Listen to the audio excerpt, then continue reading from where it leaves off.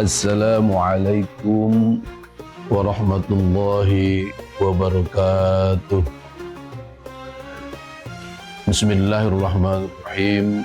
Alhamdulillahirabbil alamin. Hamdan na'imin, hamdan syakirin, hamdan yuwafi ni'amahu wa yukafi mazidah. Ya Rabbana lakal hamdu kama yanbaghi li jalalikal karim wa li 'azimi sultanik. Amma ba'du. Hadratul kiram, Khadimul Ma'had Pesantren Modern Darul Ulum Lido beserta para unsur pimpinan, para kesepuhan, beserta seluruh asatid dan ustadzat yang dimuliakan Allah Subhanahu wa taala. Juga yang saya hormati dan muliakan rekan-rekan alumni santri Kiai Haji Ahmad Dimyati, Allahumma yarham. Puji dan syukur kita panjatkan kepada Allah Subhanahu wa taala. Salat dan salam semoga terlimpah curahkan kepada junjungan kita Nabi besar Muhammad sallallahu alaihi wasallam.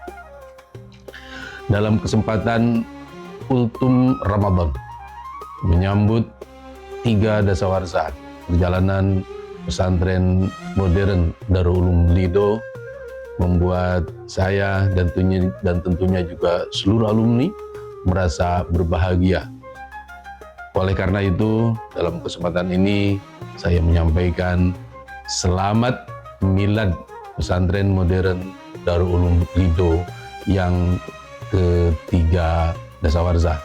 Semoga Allah Subhanahu wa taala melimpahkan berkah, inayah dan maunah untuk kita semuanya. Amin ya Allah ya Rabbal alamin. Dalam kegiatan Kultum Ramadan ini mudah-mudahan menjadi momentum bertambahnya, semakin kuatnya silaturahmi kami para alumni beserta keluarga besar Pesantren Modern Darul Ulum Lido, dan juga mudah-mudahan menambah kekhusyuan ibadah kita dalam melaksanakan puasa Ramadan ini. Hadirin yang dimuliakan Allah, puasa dalam hadis qudsi Allah Subhanahu wa taala berfirman, as-saumu li wa ana ajzi bihi. Sebuah hadis yang sangat populer, namun di situ menunjukkan kedalaman makna tentang betapa istimewanya puasa. Kenapa? Pertama, puasa adalah sebuah bentuk ibadah yang melibatkan bukan hanya jasmani, tetapi justru yang lebih penting adalah rohani. Kenapa? Karena seorang yang berpuasa bukan hanya tentunya menahan lapar dan dahaga, tetapi juga menahan diri dari perbuatan yang buruk, pikiran yang jahat, sifat-sifat yang menunjukkan kepada hawa nafsu.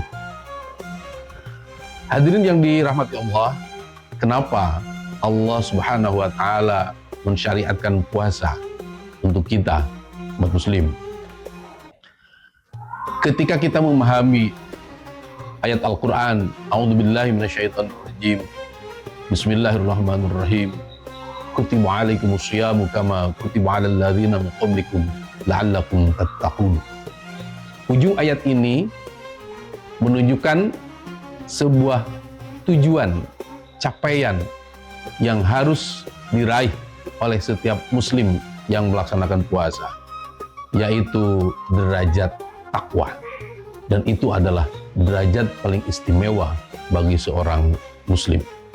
Maka ada dialog sunyi antara Allah Subhanahu wa taala dengan hambanya lewat hadis qudsi.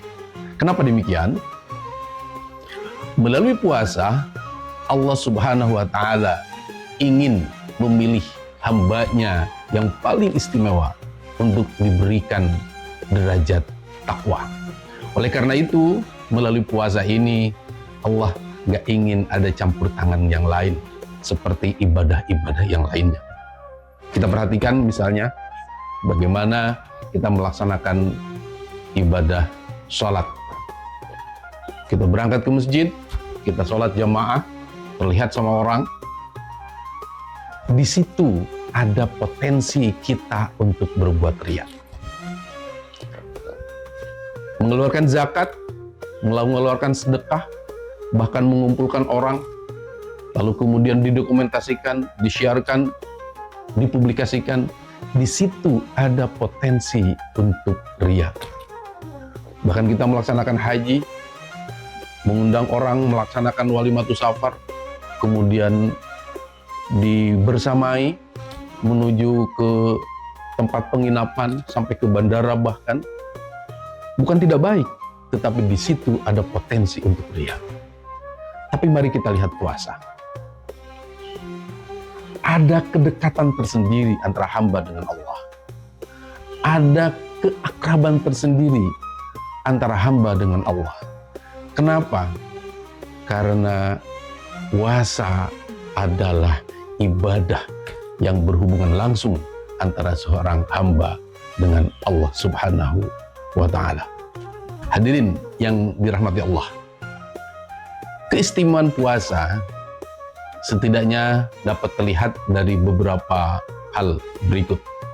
Pertama, puasa adalah ibadah yang menunjukkan keikhlasan tanpa batas. Kenapa demikian? Coba kita perhatikan. Mulai dari niat puasa, siapa yang mengetahui selain kita dengan Allah? Hausnya, laparnya, siapa yang mengetahui selain kita dengan Allah? Saat kita menahan hawa nafsu, saat kita menahan diri dari perbuatan-perbuatan yang tidak baik, saat diri kita menahan dari emosi, siapa yang tahu selain kita, diri sendiri dengan Allah Subhanahu wa ta'ala? Bahkan ketika terjadi sesuatu, kita sedang berkonflik dengan seseorang, atau kita terpancing emosi, maka justru kita harus mengatakan inni shaim, untuk memberitahu kepada orang lain bahwa kita sedang berpuasa. Itu menunjukkan bahwa puasa tidak ada campur tangan pihak lain kecuali seorang hamba dengan Allah Subhanahu wa ta'ala. Keistimewaan yang kedua adalah bahwa puasa menjanjikan pahala yang tak terkira. Bagaimana tidak? Ibadah-ibadah yang lain misalnya, matalul ladzina yunfiquna amwalahum fi sabilillahi kamathali habatin ambatat sab'a sanabila fi kulli sumbulatin mi'atu habbah. Ada hitungan matematis di situ tentang berapa besar pahala bersedekah, berinfak. Dalam hadis lain misalnya, man shalla alayya marratan sallallahu alaihi asyran. Sholawat adalah ibadah. Allah di situ menjanjikan pahala dengan hitungan matematis yang jelas. Rok'atal fajri khairun minad dunya wa ma fiha. Dunia dan isinya memang besar, tetapi ada hitungan terbatas di situ. Berapa besar pahala dari kita melaksanakan 2 rakaat sholat fajar. Tetapi ketika bicara tentang puasa, tidak ada hitungan matematis, tidak ada batasan pahala. Allah cukup mengatakan, as-shaumu li wa ana ajzi bihi. Yang ketiga, puasa adalah ibadah yang Allah paling suka. Kenapa demikian? Kita melihat misalnya, khud min amwalihim shadaqatan tutahhiruhum wa tuzakkihim.